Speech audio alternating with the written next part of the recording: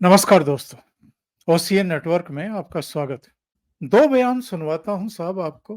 कइयों के दिमाग में जो फितूर पैदा हुआ है, बांग्लादेश में शेख हसीना के तख्ता पलट होने के बाद से, तो कुछ मूर्ख लोग होते हैं, कुछ थोड़े शियाने होते हैं और कुछ बड़बोले भी होते हैं और कुछ कभी-कभी ऐसा भी कह देते हैं, जिसको रहना तो चाहिए पर्दे के पीछे, लेकिन ऐसे लोग सुर्खियां बटोरने के लिए या लाइमलाइट में आने के लिए कभी-कभी इस तरह की शेखीखोरी कर देते हैं। ऐसे समय जबकि ममता बनर्जी के बचाव में इंडी अलायंस का कोई घटक दल, बड़े से बड़ा नेता भी खुलकर के सामने नहीं आ रहा है। बस उनका कंट्रीब्यूशन इतना ही है कि जो ये विभत्स घटना हुई है, एक 31 साल की महिला डॉक्टर के साथ जो दरिंदगी हुई है, सामूहिक दुराचार और हत्या हुई है, उस पर वो बोल नहीं रहे हैं, ज़बान नहीं खोल रहे हैं। इसी को ममता बनर्जी उनका सहयोग मान सकती है। एक सज्जन ऐसे हैं जो खुलकर के ममता बनर्जी का बचाव कर रहे हैं और यहाँ तक कह रहे हैं कि साहब भारतीय जनता पार्टी और सेंट्रल गवर्नमेंट तो इस मामले को इसलिए 10-12 दिन से तूल दे रही है क्योंकि वहाँ राष्ट्रपति शासन लगाना चाहती है। एक तरफ तो एक बड़ा वर्ग है जो प्रधानमंत्री नरेंद्र मोदी से इसलिए नाराज है, गृह मंत्री अमित शाह से इसलिए नाराज है कि भाई आप 356 का उपयोग कर क्यों नहीं रहे हैं? संविधान में 356 का प्रावधान है, आप दुरुपयोग ना करें, उपयोग तो करें। जहां परफेक्ट केस हैं, जहां कानून और व्यवस्था चौपट है, जिस पर हाई कोर्ट भी, सुप्रीम कोर्ट भी नाराजगी जाहिर कर चुके हैं, वहां भी आप राष्ट्रपति शासन नहीं लगा रहे हैं। और दूसरी तरफ ये सज्जन हैं, जरा सुनिए कि ये कह क्या रहे हैं और इनका दूसरा बयान तो और भी चौंकाने वाला है। रेप और हत्या का केस दर्ज उनके ऊपर हो गया, लेकिन पूरे देश में हाईलाइट करना क्या सरकारों को बदनाम करने की साजिश है? भाई रेप और हत्या हुआ, उसके लिए कानून है देश में, लेकिन पूरे देश में उसी को पिछले 10 दिन से उसको उठाना, तो क्या हासिल करना? आपने सुना राकेश टिकैत को? पूरे 10 दिन में इसी को पूरे देश में उठाना। और पत्रकार पूछ रहा है कि हासिल क्या करना चाहते हैं इसको लाइमलाइट में लेकर के, तो क्या कह रहे हैं? सरकार गिराना, राष्ट्रपति शासन लगाना, देश की सत्ता पर काबिज रहना। विशुद्ध राजनीतिक बयान। और ममता बनर्जी का बचाव करने के लिए राकेश टिकैत आगे क्यों आए हैं भाई? तो आपको ध्यान होगा, जब ये दिल्ली में 13 महीने का आंदोलन चल रहा था, उस दौरान ये पश्चिम बंगाल भी गए थे। पश्चिम बंगाल में इनका बड़ा स्वागत हुआ था। टीएमसी की एक मेंबर ऑफ पार्लियामेंट ने रिसीव किया था इनको। इनको एक फाइल थमाई थी। कहा था कि साहब इस फाइल में वो सब कुछ है जो आपको बोलना है। यानी वहां पर इनको बुलाया गया था, इनको सम्मान दिया गया था। तो बहुत सारे लोगों का तो कहना ये है कि साहब ये जो ममता बनर्जी का नमक खाया है, उसको अदा कर रहे हैं एक तरीके से। इतना विभत्स कांड जिस पर पूरे देश में उबाल है, पूरे पश्चिम बंगाल की का चिकित्सा जगत भी और गैर चिकित्सक जो नागरिक हैं वो भी सड़कों पर उतरे हुए हैं। हाई कोर्ट फटकार लगा चुका, सुप्रीम कोर्ट फटकार लगा चुका। लेकिन राकेश टिकैत उनके बचाव में एक दूसरा बयान सुनिए, आपको हैरानगी होगी साहब। इस तरह की चीजें कैसे ये लोग कह देते हैं और कैसे इनका इस हद तक साहस बढ़ा हुआ है, जिसको आप दुस्साहस की परिधि में लेकर के आ सकते हैं। वहां जैसा होगा बांग्लादेश जैसा। बांग्लादेश में तो ये बताएगी नहीं आगे सरकार क्या लग रहा है। भाई बांग्लादेश में 15 साल से जो आदमी सत्ता पर काबिज है, विपक्ष के नेता साहब जेलों में बंद है, तो यही तो और सोचता है। अब वे सारे बंद है, उन्हें भागने कहाँ दिया, सारे बंद है। यही हाल यहाँ होगा। ये ढूंढे नहीं मिलने के, जनता बहुत गुस्से में है। ये तो उस दिन जब ट्रैक्टर लेकर दिल्ली गए, ये उन्हें बहका दिया कि लाल किले पे चल जाओ। अगर ये उस दिन पार्लियामेंट की तरफ को कर देते, वो तो 26 जनवरी थी, नहीं तो 25 लाख आदमी थे। ये सारा का सारा काम उसी दिन निपट जाता केस। ये निपटेगा।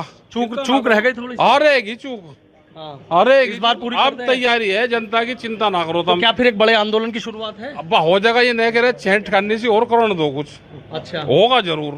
तैयार बैठे हैं? हाँ तैयार बैठे। वैसे तो इनके बयान को महत्व देने की कोई ज़रूरत है नहीं, क्योंकि इनको यही पता नहीं है। बहुत सारे लोगों की ये आदत होती है, मुँह के सामने बहुत बड़ा मैदान है, खुला आकाश है, आप कुछ भी कहिए और कुछ भी बकिए।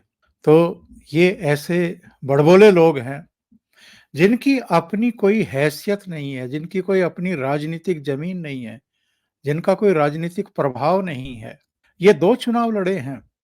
एक विधानसभा का चुनाव लड़े थे खतौली से, जमानत जब्त हो गई थी। दूसरा चुनाव अमरोहा में लोकसभा का लड़े थे और वो भी लोकदल के टिकट पर।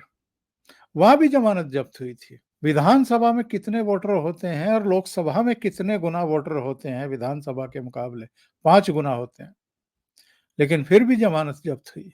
जो पिछला विधानसभा चुनाव हुआ था 2022 का, इन्होंने और योगेंद्र यादव ने पश्चिमी उत्तर प्रदेश के कई जिलों में जाकर के प्रेस कॉन्फ्रेंस की थी भारतीय जनता पार्टी के खिलाफ और एक तरीके से समाजवादी पार्टी के पक्ष में, समाजवादी पार्टी और कांग्रेस के पक्ष में। क्या नतीजा निकला? क्या ये उत्तर प्रदेश में योगी आदित्यनाथ की सरकार फिर से बनने से रोक पाए? कोई फर्क नहीं पड़ा है। कुछ सीटों पर लोकदल के प्रत्याशी जरूर जीते, उनकी वापसी हुई। उनकी संख्या भी 7-8 के आसपास ही थी, इससे अधिक नहीं। योगी आदित्यनाथ की तो फिर सरकार बन गई और 2024 में भी जब लोकसभा चुनाव हुआ तो अंदर खाते इन्होंने फिर से ये मैसेज देने की कोशिश की कि साहब भारतीय जनता पार्टी को हराओ, यानी नरेंद्र मोदी तीसरी बार प्रधानमंत्री ना बनने पाए। ये साजिशें अमेरिका में बैठे हुए जॉर्ज सोरोस से लेकर के कनाडा में बैठे हुए पन्नू और जो डीप स्टेट जिसको हम कहते हैं, केवल उनका नहीं था या चाइना का नहीं था या यूरोपियन कुछ कंट्रीज का ही नहीं था।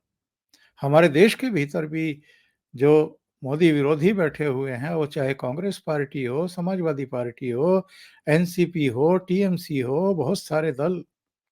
और चूंकि लोकतांत्रिक तरीके से वो चुनाव लड़ते हैं, इसलिए उनको तो हक है कि वो क्रिटिसाइज करें, अपने मुद्दे जनता के सामने रखें। लेकिन साहब 2014 में इन सब ने मुंह की खाई। 2019 में वो राफेल वाला मामला, चौकीदार चोर है, ये सारी चीजें जो हैं मीडिया के जरिए इन्होंने परवान चढ़ाने की कोशिश की थी। हालांकि सुप्रीम कोर्ट की फटकार भी लगी थी राहुल गांधी को, वहां माफी मांगनी पड़ी थी क्योंकि गलत बयानी कर दी थी चौकीदार चोर को लेकर के। 2024 में भी ये सब गैंग अप कर गए थे, सब इकट्ठा ही लड़ रहे थे। इस बार तो इंडी अलायंस भी बन गया था, सीटों का तालमेल भी हो गया था कुछ राज्यों में। इसके बावजूद नतीजा क्या हुआ और क्या रोक पाए प्रधानमंत्री बनने से नरेंद्र मोदी को? तीसरी बार वो फिर से प्रधानमंत्री बन गए।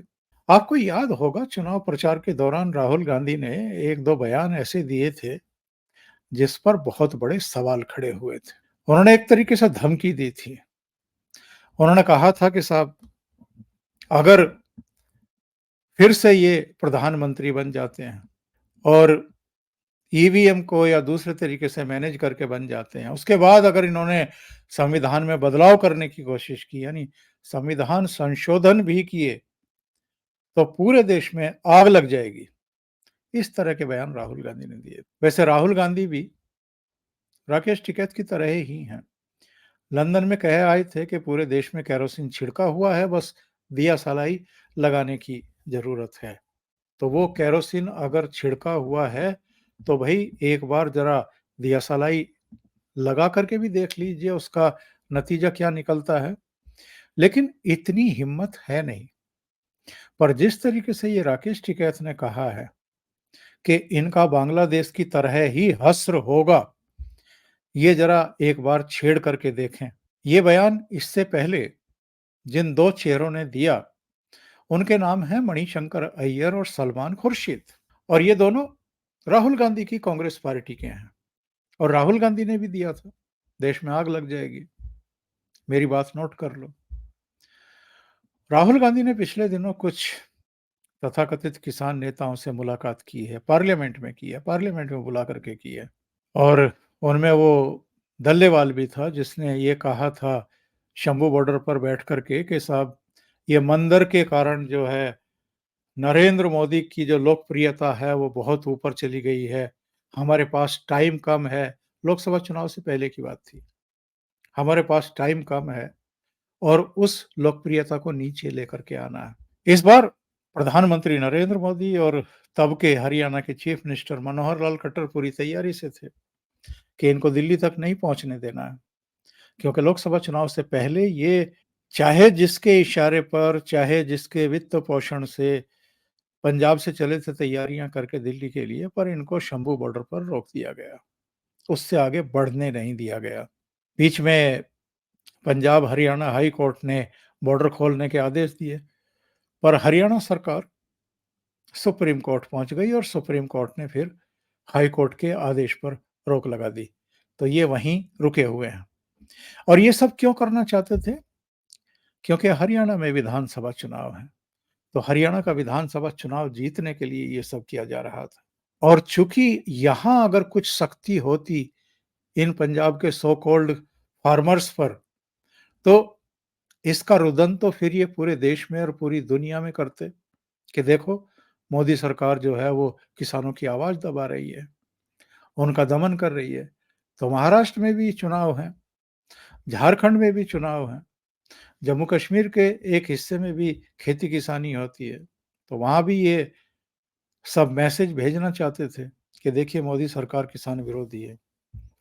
तो राहुल गांधी पर्दे के पीछे से भी और पर्दे पर भी, सामने से भी ये शो करने की कोशिश कर रहे हैं, ये ब्लैकमेलिंग करने की कोशिश कर रहे हैं मोदी सरकार को कि साहब देखिए जो ईडी के केस चल रहे हैं हम पर, वो नेशनल हेराल्ड वाले, उसमें अगर हम पर हाथ डाला गया या हमारी गिरफ्तारी हुई, हमारे खिलाफ चार्जशीट वगैरह पेश की गई, तो देखिए हम सरकार चलाना मुश्किल कर देंगे। और जिस तरीके से इनके दिमागों में ये बांग्लादेश के तख्ता पलट का भूत घुसा हुआ है और जिस तरीके से ये बयानबाजी हो रही है सलमान खुर्शीद की तरफ से, मणिशंकर अय्यर की तरफ से, राकेश टिकैत की तरफ से, राहुल गांधी की तरफ से, इससे आपको नहीं लगता है कि इनको भारतीय मानस का समझ नहीं है, पता नहीं है? बांग्लादेश में क्या हो गया, श्रीलंका में क्या हो गया, ये पिद्दी-पिद्दी से देश हैं। वहाँ डोमिनेशन किसका किसका है, ये भी इनको पता है। भारत में बहुसंख्यक आबादी किसकी है? हिंदुओं की। बहुसंख्यक नौकरशाह कौन है? हिंदू हैं। सेना में भी, अर्धसैनिक बलों में भी, अलग-अलग राज्यों की पुलिस में भी किनकी संख्या अधिक है? तो इनको अगर कोई फितूर है कि 2014 में भी हार गए, 2019 में भी हार गए, 2024 में भी हार गए और कांग्रेस की तो इतनी बुरी दशा हुई है कि 3 फिगर में पहुंचने के लिए तरस गई है।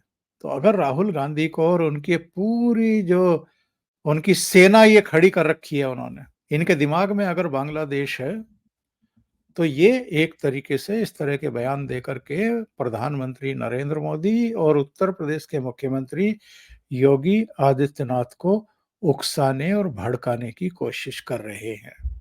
प्रधानमंत्री नरेंद्र मोदी का तो खैर मैं नहीं कहता, लेकिन जिस दिन योगी आदित्यनाथ का दिमाग थोड़ा सा सटक गया, उस दिन राकेश टिकैत का क्या हाल होगा, वो खुद बहुत अच्छे तरीके से जानते और समझते हैं। इसलिए ये जो बयानबाजी हो रही है कि साहब बांग्लादेश जैसा इनका हश्र होगा और ये भाग भी नहीं पाएंगे, इस तरह की जो बयानबाजी है, या तो कोई ऐसा आदमी देगा जो बुद्धि से पैदल है, या सुर्खियां बटोरने का जिसको चस्का लगा हुआ है, वो ऐसे बयान देगा। ये मोदी और योगी के शासन में ही संभव है, बल्कि मोदी के शासन में संभव है, योगी के शासन में भी संभव नहीं है। और जो बयान दिया गया है, इस पर योगी सरकार इनके खिलाफ क्या एक्शन ले लेगी, ये भी इनको बाद में आभास पता लगेगा कि हाँ क्या हो गया है। पर मोदी इतने उदार हैं इस मामले में अपनी आलोचना को लेकर के कि वो कोई कार्रवाई करते नहीं हैं। अभी जिन ममता बनर्जी का ये पक्ष ले रहे हैं, उन ममता बनर्जी की पुलिस ने केवल ममता बनर्जी को क्रिटिसाइज करने के आरोप में वहां कुछ लोगों को गिरफ्तार किया है। इस तरह तो नरेंद्र मोदी के खिलाफ जिस तरह का जहर भरी भाषा का प्रयोग किया गया है 2013 से लेकर के 2024 तक, जब वो राष्ट्रीय राजनीति कर रहे हैं, अब तक तो पता नहीं कितने अंदर जेलों में सड़ रहे होते। अभी के लिए इतना ही। बहुत बहुत धन्यवाद। अगर आपको ये चैनल और इसके कंटेंट पसंद आ रहे हैं तो लाइक करें, कमेंट करें, वीडियो को शेयर भी करें। अभी तक अगर आपने ये चैनल सब्सक्राइब नहीं किया है तो सब्सक्राइब कर लें, साथ में लगे बेल आइकॉन को दबा दें ताकि आगे आने वाले वीडियो और उनके नोटिफिकेशन आप तक पहुंचते रहें। बहुत बहुत धन्यवाद। नमस्कार।